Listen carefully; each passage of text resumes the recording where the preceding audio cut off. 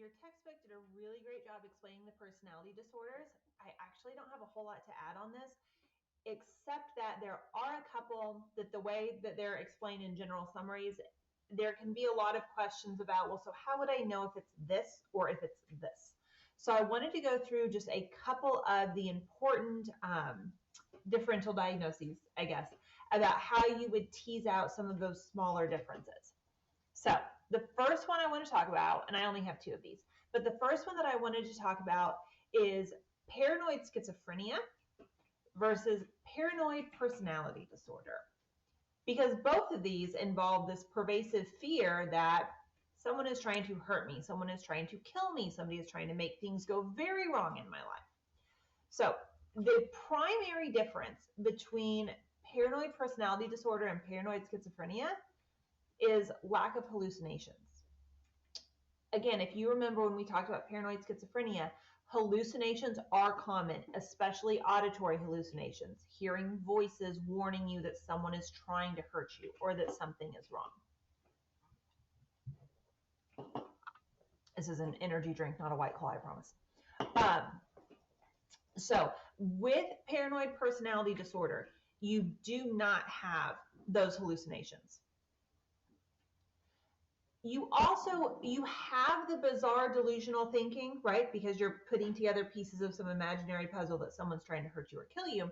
So you have this bizarre delusional thinking, but it's not quite as exaggerated.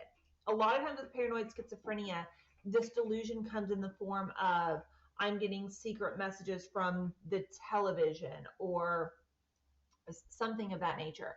Whereas a lot of times individuals with paranoid personality disorder, the reasoning behind why they're out to get me can seem pretty reasonable on the surface, right? Because they can come up with some pretty logical links for, here's why this was not a coincidence.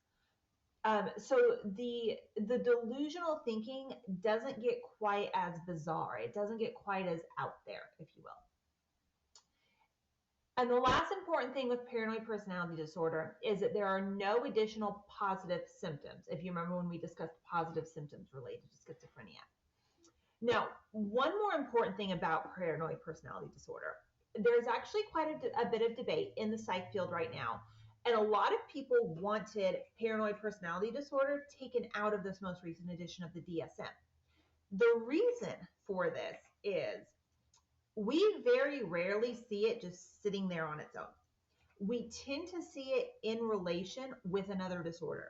It happens with an anxiety disorder, or it eventually goes to a place where some form of paranoid schizophrenia or schizotypal disorder or something like that is diagnosed. So the idea behind it is, if it doesn't ever exist on its own and it's always wrapped in with other disorders, is it really its own entity that we should diagnose? Ultimately, the decision was made that yes, it should stay in the DSM. But just so you know that there is that argument out there, that a lot of individuals see this as almost like an add-on or an artifact of other disorders rather than it being its own entity, because again, you don't normally see it happening all on its own, right? I'm totally mentally healthy. My only diagnosis is paranoid personality. You always see other things happening along with it. The second one I wanted to review was OCD versus OCPD. So obsessive compulsive disorder versus obsessive compulsive personality disorder. Basically, we named two different disorders the exact same thing to confuse everyone, is what happened there. So if you'll remember when we talked about obsessive compulsive disorder, it is an anxiety disorder. The obsessive and intrusive thoughts are a manifestation of anxiety. The repetitive compulsive behaviors are being done to reduce anxiety, right? And they begin affecting every part of your life.